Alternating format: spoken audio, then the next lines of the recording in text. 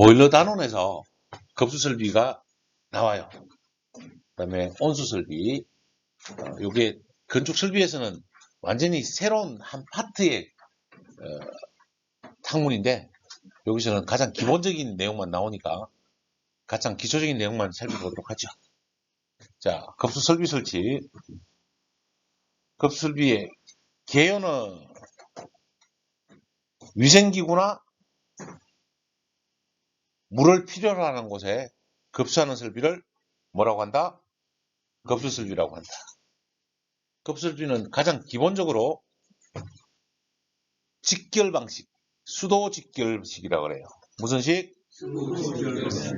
수도 직결식은 시수, 우리가 일반적으로 말하는 상수도 있죠. 네, 상수도에서 바로 가정집으로 급수하는 방식인데 아파트에서는 무조건 간접급수이고 단독주택, 다가구나 다세대 주택 했었죠. 거기는 직접 급수를 넣습니다. 옛날에는 다가구 위에 화면 한번 보실까요? 다가구 위에 파란색 물탱크 하나씩 있었다, 그죠? 네, 이렇게 썼었는데 지금은 이 물탱크도 거의 없어졌습니다. 왜? 대한민국 급수가 굉장히 좋아지는 바람에 없어졌고요. 도로에서 바로 지수전 따서 매타기 따고 3층까지는 위에 물탱크 없이 사용했었어요. 요즘은 혹시 단수가 일어나도 하루 안 넘어가죠. 하루 안 넘어가고 될 정도니까 거의 저수조 없이 사용하는 방식이 급수조 방식입니다. 첫 번째는 저수조 없으니까 뭐가 유리하다? 유지관리가 굉장히 유리합니다. 뭐가 없다 그랬죠? 저수조와 펌프가 없어요. 기계적인 고장이 없다는 이야기입니다. 급수오염이 가장 적습니다. 급수오염이 한정대에서 급수 높이가 낮다. 제가 몇 층짜리 다세대 주택 그랬죠? 3층. 옛날에는 3층이었는데 지금은 5층까지는 올라가는 것 같더라고요. 3층까지만 수도식 결식으로 사용한다라고 하시면 기억해 놓으시고요. 급수 높이가 낮습니다.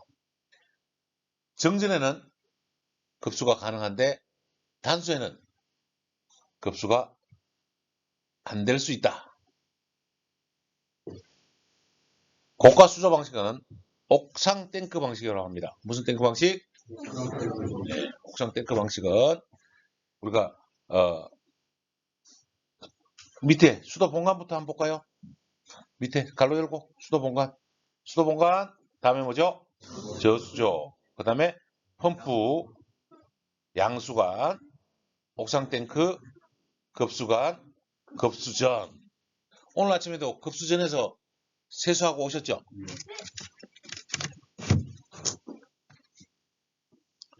그 다음에 이 고가 수조 방식은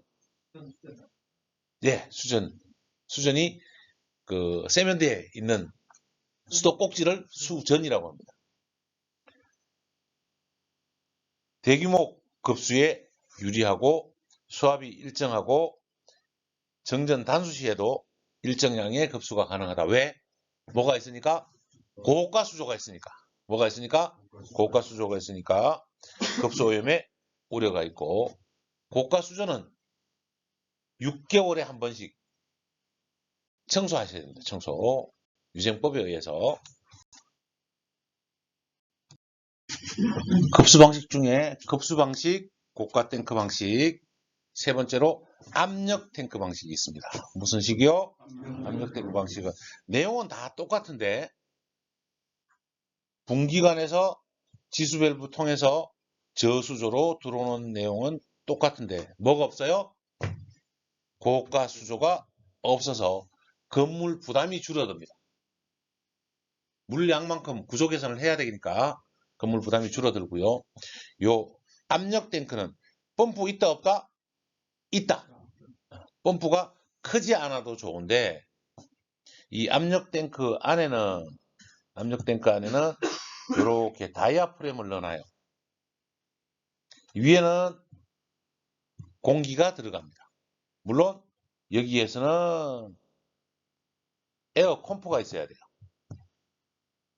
공기 압축기 들어가 있어서 기본적으로 물을 펌핑해서 집어넣어놔요. 그러면 얘가 이렇게 부풀어 오르겠죠. 그리고 펌프는 오프. 이 중에 A집에서 물을 쓴다면 이 공기 빠져나가는 만큼만 동작을 해요. 펌프가 그때는 안 돌아간다는 이야기죠. 그래서 펌프를 동력을 아낄 수 있다는 얘기입니다. 아침에 다 쓸 때는 이 챔버도 돌겠지만 펌프도 같이 돌아주고 가끔 돌 때는 이 에어 챔버 압력 탱크로만 정리하는 방식이 압력 탱크 방식입니다. 이제 기계가 많아졌죠. 고가 수조가 없는 대신 펌프도 있고 압력 탱크도 있네요. 맞죠? 네. 어쨌든 고장 확률은 더 있겠다. 기계가 많아지면 고장 확률은 더 있겠다라는 이야기입니다. 그래서 압력 탱크 방식 교재 보시면 압력 탱크에서 공기를 압축 가열합니다. 압축 가압합니다. 그리고 부분적으로 높은 급수 압력이 필요한 곳에 일반적으로 다 사용하지 않고 부분적으로 높은 압력이 있는 곳에 압력 탱크 방식을 쓰고 수도 본관, 저수조, 양수 펌프, 압력 탱크, 급수관, 급수전 순으로 가는 부분을 기억해 주시면 좋겠고요. 압력 탱크는 탱크 설치 위치에 제한이 있다 없다? 없다. 네, 요거 별표해 놓으시고 옥상에 설치해다 압력 탱크 상관없습니다. 어느 층에도 상관은 없습니다만은 근데 관리하려면 네, 기계실에 같이 있는 게 훨씬 낫죠. 두 번째, 고압이 필요한 경우만 적합하고 저수량을 많이 할 수 없어서 전기가 고장나면 급수가 안 된다. 단전 시 급수 안 된다. 그 다음에 수압이 일정하지 않은 단점이 있습니다. 그 다음에 시설비가 많이 듭니다. 특히 공기 압축기가 별도로 있어야 되네요. 일반 건물에 채용할까요? 안 할까요? 안 한다는 이야기죠. 예. 이렇게 압력 탱크 방식에 대해 살펴봐. 펌프 직속 방식은 탱크 없는 부스터 방식이라고 되어 있어요. 무슨 방식? 탱크 없는. 예. 뭐 없는? 이 탱크는 무슨 탱크가요? 압력 탱크. 예, 그렇습니다. 압력 탱크가 없는 부스터 펌프가 됩니다. 압력 탱크를 놓고 에어 컴프레셔까지 있어야 되니까 고장률이 많더라는 거죠. 그리고 고가 수조도 없습니다. 맞나요? 네, 고가 수조가 없어요. 압력 탱크도 없고 고가 수조가 없다 보니까 두 개 중에 유리한 장점만 차지하고 있습니다. 그래서 옥상 탱크 필요 없고 수질 오염 우려가 적다. 저수조에서는 수질 오염이 될 수도 있기 때문에 그 다음에 펌프 대수제어, 회전 제어로 유량과 양정 조절이 가능합니다.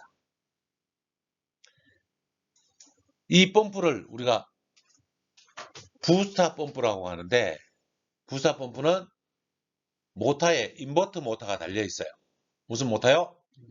네, 속도 조절을 할 수 있는 인버터 모터가 달려 있어서 유량 압력 조절이 가능하고 펌프 제어로 에너지가 절약이 되고 설비비는 비쌉니다.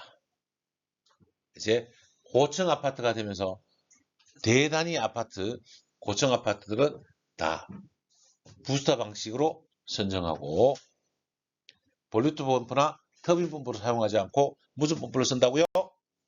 부스터 펌프. 펌프에 대해서 살펴볼 때 부스터 펌프 한번 더 살펴드릴게요. 급수 배관 방식에 따라서 상향, 하향, 혼합 배관 방식. 아까 기억나시나요?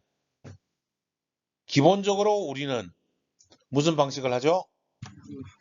지하 저수로 파가지고 물탱크 넣고 펌프 써서 고가 수조 써서 쓰는 방식이 재래식 방법이었다고요. 이 방법은 상향이에요? 하향이에요? 상향 방식. 상향 방식이고 이 양수관이 상향이 아니에요. 이 방식으로 보면 하향 방식이죠. 사실은 고가 수조가 있다면 고가 수조 방식은 하향 방식. 아까 압력 탱크나 부스터 방식은 상향 방식. 고가 수조가 있으면 하향 방식이고 한 번 더 그리면 저수로 놓고 압력 탱크를 사용해서 물을 올려 쓰는 방식은 물이 위로 올라가죠. 그게 상향 방식. 예. 압력 탱크와 부스터 펌프 방식은 상향. 됐나요? 네. 그 다음에 고가 수조에도 아까 상향 썼었다. 몇 층? 1층에서 2층. 정확히는 1층에서 2층을 수도 직길형으로 해서 상향으로 사용할 수 있다. 됐죠?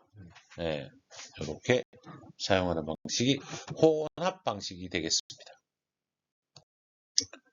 수도 직결 방식은 지자체 정수센터에서 공급되어서 도로를 따라서 옵니다. 그래서 이걸 무슨 본관? 상수 본관이라 그래요. 그래서 분기 밸브를 타고 지수.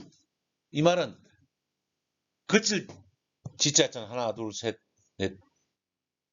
발을 정자는 아니고 네 개로 쓰는 거칠 지자. 그래서 지수 밸브예요. 요 지수 밸브 다음에 계량기까지 있고 건물 몇 미터까지 우리 설비 거라고요? 1미터까지. 네. 기본적으로 몇 층까지 올린다 그랬죠? 3층. 요즘은 5층까지도 올리더라는 거죠. 왜? 빌라나 통상 개인 단독주택 지역에 가면 빌라가 몇 층인가요? 4층 짓죠. 4층. 네. 왜 4층을 지을까요? 엘리베이터 없으려고. 근데 요즘은 4층에도 엘리베이터는 없습니다. 네, 엘리베이터 놓고 사용을 하긴 하는데 그 건물에 고가 수조가 있는 집이 많다? 적다? 요즘은 거의 없다. 거의 적습니다. 오래된 집들은 아직 남아있는 집들이 있는데 지금은 5층까지도 거의 급수 방식으로 많이 하더라고요. 이 급수 방식의 가장 단점이 뭐죠? 단점. 단수가 되면 물이 안 나와. 단수 어디 갔죠? 네, 단수 시에 요게 가장 단점. 가장 장점은 두 가지인데. 네, 오염이 거의 없습니다. 두 번째, 정전 시에도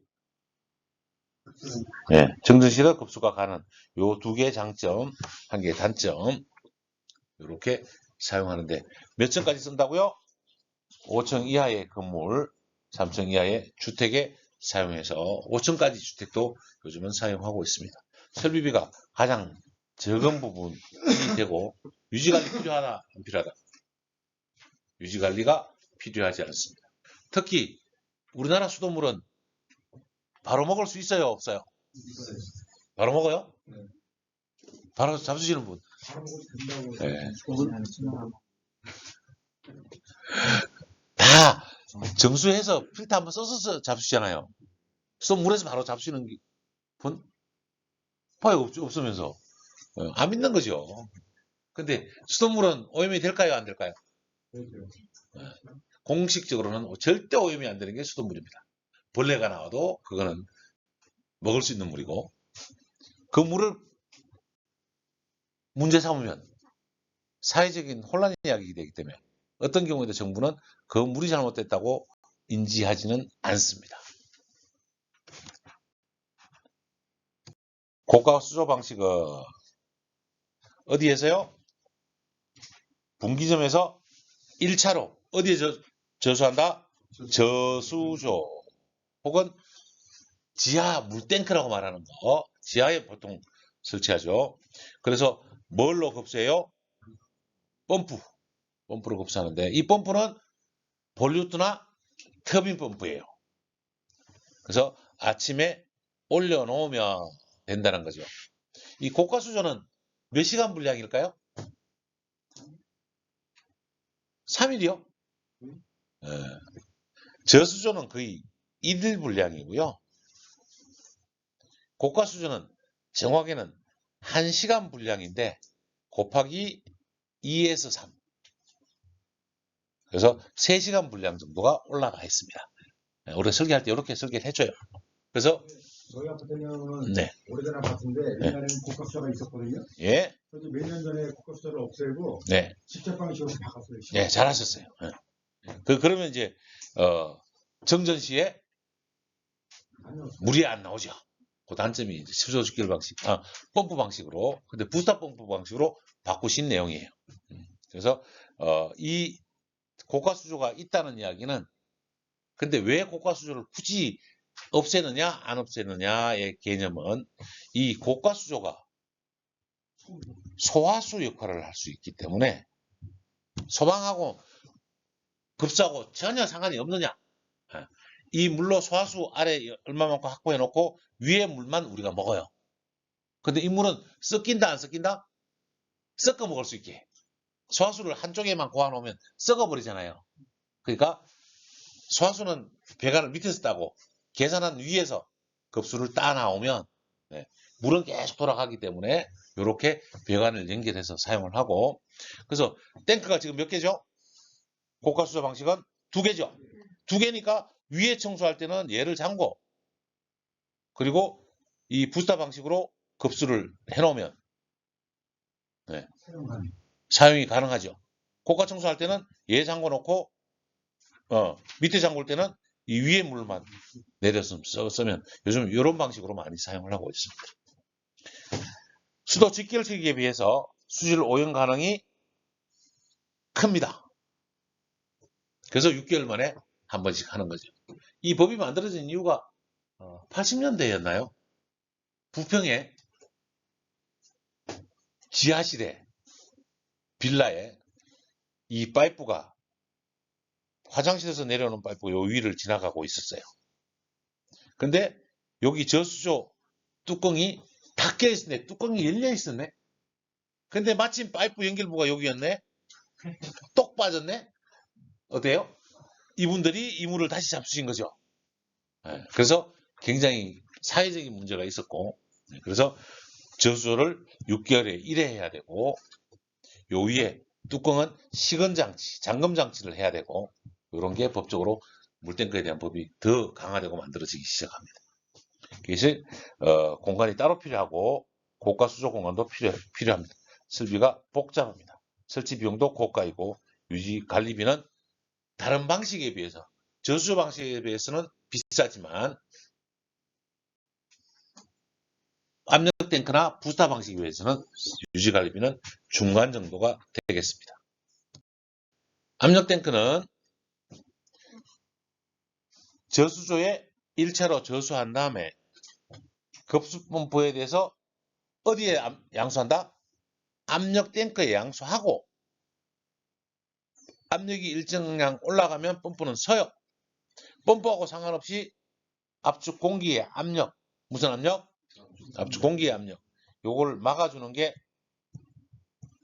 다이아프램도 있을 수 있고 다이아프램이 없을 수도 있습니다. 다이아프램이 없으면 어떻게 돼요? 물에 공기가 녹아요. 압력이 높으니까 약간의 변수가 있을 수 있어서 압력 탱크를 만들면 다이아프램을 통상 설치해 두기도 합니다. 저수조 오염이 필요하고 정기적인 청소. 정기적인 청소 몇 개월? 6개월로 1회. 청소할 때 이 압력 탱크 방식은 급수가 안 되겠죠. 정전 시에 불가하고 청소 시에 불가합니다. 기계실이 많아야 되고 설비 비용이 중간이지만 유지 관리 비용은 고가입니다. 압력 탱크 방식은 부분적 고압이 필요할 부분에 사용합니다. 어디에 사용한다? 네. 흔히 쓰는 방식은 아니다라고 기억을 하시면 되겠습니다. 펌프 직송강 방식은 똑같은데 압력 탱크 방식에서 뭐만 없어진가요? 압력 탱크 펌프를 없애고 무슨 펌프? 부스터 펌프. 부스터 펌프 하나 더 넣어가지고 사용하는 방식이고요. 수질로 오염이 중간 부분이고 급수 압력의 변화가 약간 있습니다. 약간 있어요. 그 다음에 저수조의 사용만으로 가능하고 고가수조 공간이 필요 없습니다. 그리고 설비비용이 고가이고 유지비용이 고가인데 통상 펌프 직송 방식으로 부스터 펌프를 쓰고 요 위에 고가수조도 기본적으로 달아줍니다. 왜 달아준다 그랬죠? 꼭 고가수조가 있어야 되는 거는 소방수조. 소방 때문에 웬만하면 달아주죠. 이렇게 달아주면 정전시 급수가 가능하고 청소시에 얘는 못 써도 고가수조로 급수가 가능해서 저희 아파트 보니까 청소 하는 날도 물 그냥 나와요. 구형 아파트는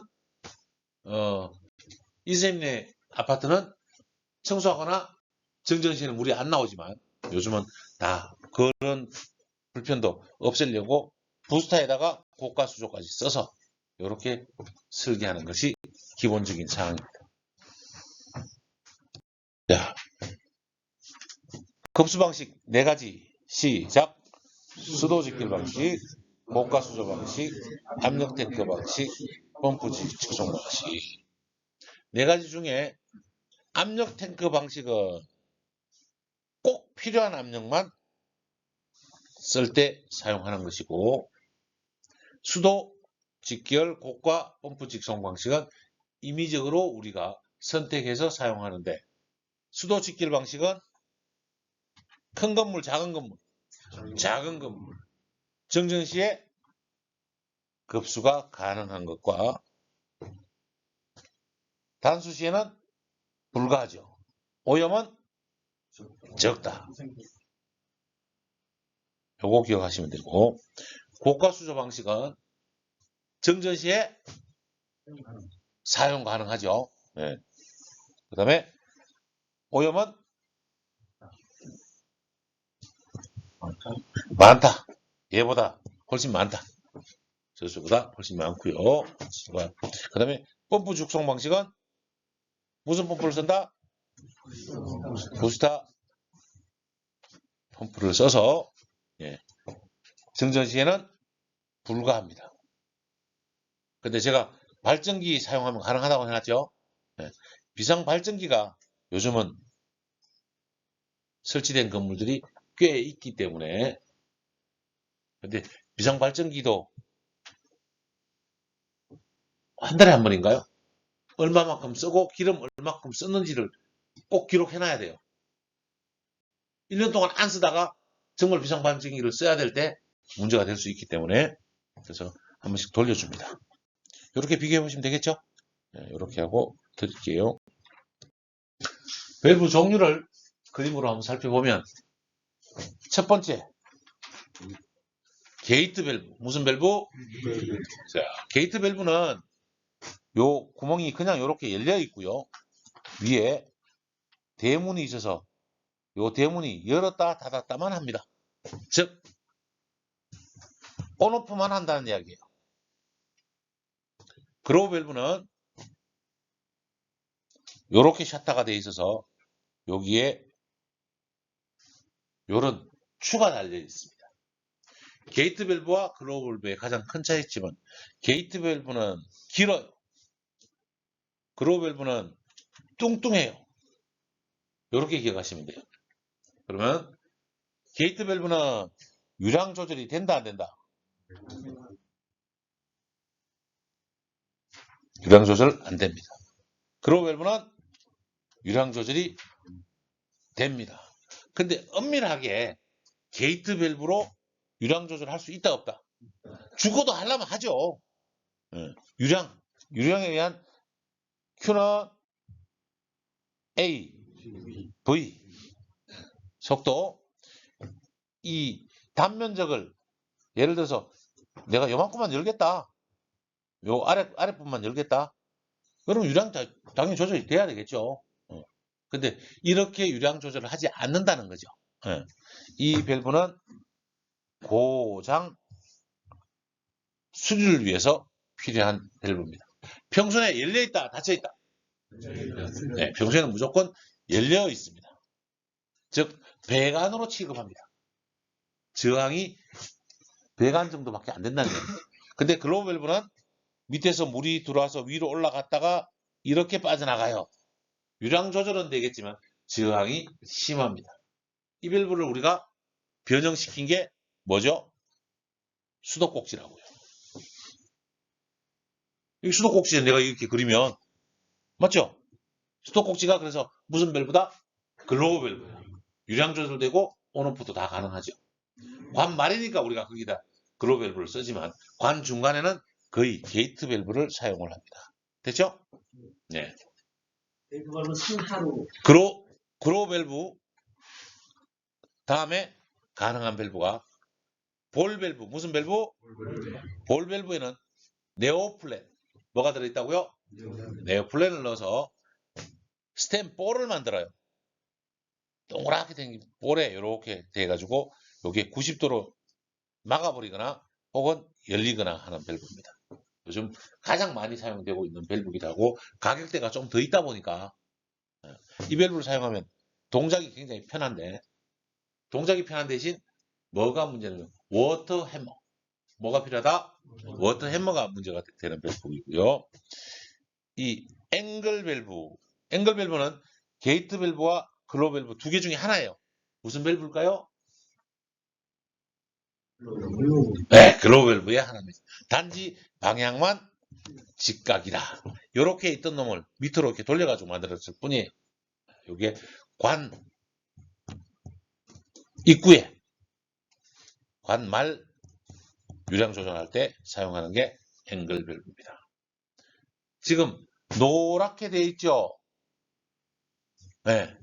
이 밸브는 황동 밸브. 무슨 밸브? 황동 밸브. 혹은 청동 밸브라고 하는데 황동과 청동의 차이는 약간 주석이 좀 더 들어갔냐 안 들어갔냐에 따라서 컬러가 있습니다. 이 그림 자체는 황동 밸브고요. 저도 황동 밸브와 청동 밸브 다 갖다 놓으면 이게 무슨 밸브라고 구분 눈으로 봐서는 구분 못 하겠더라고요. 자, 그 다음에 주철로 만든 밸브는 위에 있는 이 청동 항동제는 소형, 중소형에 사용하는 거고 주철 밸브는 대형에 사용하는데 주철 밸브는 압력이 강하다 약하다? 약합니다. 주철은 깨진다 그랬잖아요. 깨질지언정 휘어지지 않는 게 주철입니다. 주철 보일러 우리가 했잖아요. 1kg 이상 못 사용하잖아요. 마찬가지로 주철은 그럴 때 위험할 수 있어서 거의 센 고압에는 사용하지 않고 대형 유량에 많이 사용하는 거고 게이트 밸브와 글로브 밸브 그 다음에 볼 밸브도 있고 이제 여기서 하나 보이는 밸브 무슨 밸브? 버터플라이. 버터플라이가 뭐죠? 나비 날개처럼 90도로 회전할 수 있는 밸브입니다. 그 다음에 체크 밸브. 무슨 밸브요? 네, 요 밸브는 스윙식 체크 밸브인데 요게 판이 하나 들어있어요. 그리고 여기는 스토퍼가 이렇게 서 있어서 물이 올라가면 위로 들려서 물이 나가요. 물이 다 끝나고 나면 내려올 때는 요게 닫혀서 밑으로 못 내려오게 해주는 거죠. 한쪽 방향에만 그렇게 하는 밸브를 무슨 밸브라고 한다? 체크 밸브라고 합니다. 자, 요 보이는 그림은 에어벤트입니다. 에어벤트. 에어벤트는 여기에 플로트가 이렇게 들어있다고 보시면 됩니다. 밑에 파이프가 쭉 연결되어 있어서 공기가 지나가다가 물은 돌아가겠지만 공기는 이런데 높은 곳을 만나면 위로 올라오게 됩니다. 공기가 차게 되면 플로트가 떨어지겠죠. 그러면 공기가 요 벤트로 빠져나가고 다시 공기가 빠진 만큼 물이 올라가니까 자동으로 잠겨요. 이게 플로트가 들어있어서 우리가 공기 빼기 밸브를 에어 벤트라고 하는데, 에어 벤트는 거의 모두가 자동이다. 뭐다? 자동이다. 얘를 더 정밀하게 사용하기 위해서 여기 안에 스트레너까지 들어있는 밸브를 사용하기도 합니다. 요 앞에 보면, 그러면 스트레너를 하나 더 설치해 놓으면 되죠. 이 벤트 여기가 고장나면 물이 쏟아질 위험이 있으니까. 그래서 스트레너까지 사용하기도 하고, 통상적으로는 스트레너 사용하지 않는 벤트를 기본적으로 달고 요 세트로 이렇게 달아주기도 한다는 말씀을 드려요. 그 다음에 펌프 입구에, 저번에는 위에서 내려오는 펌프 한번 봤어요. 그죠? 예. 저수조보다 상부에 있는 펌프를 설치할 때 그림입니다. 일반적으로 무트 밸브, 푸드 밸브, 풋이 뭐죠? 발 밸브인데, 이 밸브가 앞에서 봤던 체크 밸브예요.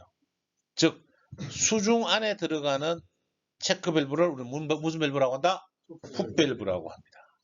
풋 밸브는 체크 밸브가 기본으로 있고, 이 밑에다가 정확하게 그리면 이렇게 주철로 망을 만들어 놔요. 주철로 기본망을 먼저 만들어줘요. 왜? 이 안에 있는 쓰레기 등이 들어갈 수도 있기 때문에. 그래서 이 기본망에다가 체크까지 들어있는 밸브를 무슨 밸브라고 한다?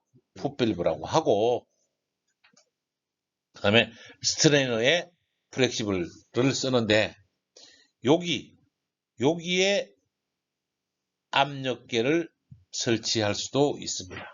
이 압력계는 펌프 입구니까 펌프가 돌아갈 때는 저압이란 말이에요. 이해가죠? 근데 펌프가 쓰면 이 밸브가 수압이 여기까지 다 미친다고. 그러니까 돌아갈 때는 저압, 즉 진공 상태로 돌아갈 수 있고, 위로는 고압, 이렇게 돼 있는 게이지를 컴파운드 게이지, 무슨 게이지? 네, 혹은 연성계라고 합니다. 무슨 계? 연선계, 연선계라고 표현을 하고, 펌프 입출구에는 뭐가 설치되죠? 플렉시블 조인트. 무슨 조인트? 플렉시블 조인트. 다음에 압력계, 그 다음에 체크 밸브, 그 다음에 조인트는 아니에요. 이렇게 올라가는 밸브인데, 볼 조인트는 여러 가지를 쓸 수 있기 때문에 볼 조인트가 표준으로 돼서는 안 됩니다. 볼 조인트가 있길래 그냥 그림 가져온 거고요. 요 기본적인 그림이 뭐냐면, 소방에서 배관을 사용해야 되면 항상 사용해 줘야 되는 것이고, 이 풋밸브의 역할은 뭘까요? 체크 밸브도 역할도 하지만 이 펌프 안에 항상 물을 채워놔야 펌프가 돌아갈 때 물 흡입 없이 사용이 가능합니다. 여기에 체크 밸브를 쓰고 나면 이 위에 올라갔던 물은 더 이상 안 내려와요. 맞죠? 안 내려와요. 그러면 여기가 이 풋밸브가 고장 났을 수도 있다, 없다? 있다. 그것 때문에 물 올림 탱크를 하나 더 만들어줘요. 여기다가 연결해가지고. 그래서 항상 물이 차게. 우리가 지난 시간에 팽창 탱크 배웠습니다. 기억나나요? 개방식 팽창 탱크를 여기다 설치한다고 보시면 돼요. 그래서 자동으로 플로트 써가지고 급수하게 해놓고 요 배관이 15A 이상으로 설치하게끔 정리를 하면 돼요. 이게 펌프의 가장 기초적인 주의 배관이 되겠습니다. 이 정도로 살펴보시면 됩니다. 크로스 커넥션이라고 합니다. 뭐라고 한다고요? 크로스 커넥션을 한글로 말하면 교차 오염. 무슨 오염? 교차 오염이라고 하고, 통상 이런 경우가 있죠. 시골 집에 가면 상수도도 우리 집으로 오고 밭에 물 주려고 관정 파서 지하수도 쓴단 말이죠. 이게 각각 수도꼭지로 있어야 되는데 얘를 집주인이 상수도 요금을 적게 내겠다고 이렇게 연결해 놓으면 이 지하수가 상수도를 역으로 들어가서 오염시키는 경우가 있습니다. 이 지하수가 옛날에 지금도 겨울에 로노바이러스에 의한 식중독을 많이 일으킵니다. 지하수가 로노바이러스에 오염될 확률이 많아서 이렇게 오염시키는 것을 교차오염이라고 합니다. 뭐라고 한다고요? 교차오염이라고 해서 그래서 크로스 커넥션으로 우리가 문제가 되고 그 다음에 요즘 아파트에서 많이 쓰는 방법인데 아파트 조경을 위해서 빗물을 다 저장하면 좋겠으나 이 물탱크가 커지면 커질수록 공사비가 많이 들어요. 그래서 많이는 못하고 일부 우수 저수조, 빗물 저수조를 하나 만들어서 빗물이죠. 빗물 저수조를 하나 만들어서 얘로 펌핑해서 어디서 줘요? 조경수로 사용할 수 있다는 거죠. 근데 이 물탱크를 연결해 놓으면 상수조에 우수조가 들어가서 교차오염을 시킬 수 있습니다. 이 교차오염이 급수만 있는 게 아니라 우리 코로나 사태 때 코로나 걸린 사람이 손잡이 잡고 나갔는데 안 걸린 사람이 손잡이 잡았다가 오염되죠. 손에 대한 오염도 사실은 크로스 커넥션이라고 합니다. 이렇게 손에 따라서 오염되는 것도 크로스 커넥션이고 우리 남선생님 식품 공장에 햇셉이 되어 있는지 모르겠지만 들어갈 때 위생복 입고 들어가죠. 네, 위생복 입고 들어가면서 손 소독하고 작업장에 남선생님은 기계실로 갈 거니까 그렇지만 작업장들은 위생복 다 입고 손 소독하고 들어가는 이유가 크로스 커넥션을 방지하기 위해서 그렇게 합니다. 이제 시설 관리 하다 보면 보일러를 사용하면 항상 수처리가 중요합니다. 수처리. 보일러 수처리는 스케일 생성에 가장 큰 영향을 끼칩니다. 이 수처리를 하지 않으면 물속에 우리가 깨끗하다고 믿는 물속에도 미생물과 칼슘, 망간 이런 것들이 있어서 여러분이 일반적으로 커피 포트를 오랫동안 쓰고 나면 아래쪽에 뭐 보여요? 하얀색 보이죠? 걔가 뭐냐면 탄산칼슘이라고. 탄산이 고인단 말이죠. 이것 때문에 초음파 가습기에 미생물이라고 해가지고 미생물 방지에 넣었다가 사회적인 무리를 굉장히 많이 일으켰습니다. 수치를 정확히 이해 못한 거죠. 근데 기본적으로 보일러에 물을 넣어서 우리가 스팀을 가져오고 나면 순수한 물은 증발하는데 이 안에 있는 이물질이나 오염물질은 증발 못하죠. 그래서 관벽이나 여기 달라붙는 것을 스케일이라고 한단 말이죠. 스케일이 생기면 관에 묻어있는 요 부위는 전열이 불량해요. 그러니까 관이 녹아버릴 수도 있습니다. 그래서 안전사고가 나기 때문에 스케일은 부도체, 열을 잘 전달하지 않는 것이고 환경 오염을 유발시키고 보일러의 수명을 단축시키는 것 이상뿐만 아니라 안전사고까지 사고가 일어날 수 있어요. 그래서 들어가기 전에 물에 있는 탄산이나 마그네슘, 산동을 먼저 정리하는 것을 수처리라고 합니다. 그 다음에 캐리오버 뭐라고 한다고요? 캐리오버. 물을 그러면 계속 갈아주지 않고 계속 끓이다 보면 물이 부유물질이 많아져서 흙탕물 농도가 좀 진해지는 현상이 발생을 해요. 이 보일러 안에 들어있는 물의 농도가 진해지면 그냥 깨끗한 물을 넣었을 때는 수증기만 올라가는데 물이 끈끈해지다 보니까 거품이 같이 떠요. 그리고 물 자체가 올라가는 게 좀 올라가면 거품은 깨질 거 아니에요. 이렇게 생긴 현상을 뭐라고 한다? 캐리오버 현상이라고 합니다. 뭐라고 한다? 캐리오버. 네. 전기 속에 물이 딸려가는 현상을 무슨 현상? 캐리오버라고. 캐리오버가 일어나는 건 뭐 문제 없어요. 그게 안전사고로 일어나지는 않지만 이 물방울이 배관 내로 들어간다는 거죠. 배관 내가 어디 보이면 이제 물이 있으면 공기가 있는 거고 공기하고 혼합해서 부식을 시작하는 거지. 그래서 캐리오버는 좋은 놈이다, 나쁜 놈이다. 나쁜 놈이다. 그래서 캐리오버를 방지하는 방법은 뭘까요? 수처리도 해주지만 아무리 수처리를 하더라도 불순물을 완벽하게 제거하는 건 불가능하거든요. 그러니까 물을 보일러수를 교환을 해줘야 되겠죠.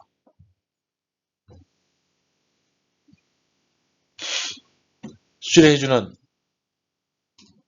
방지 대책으로는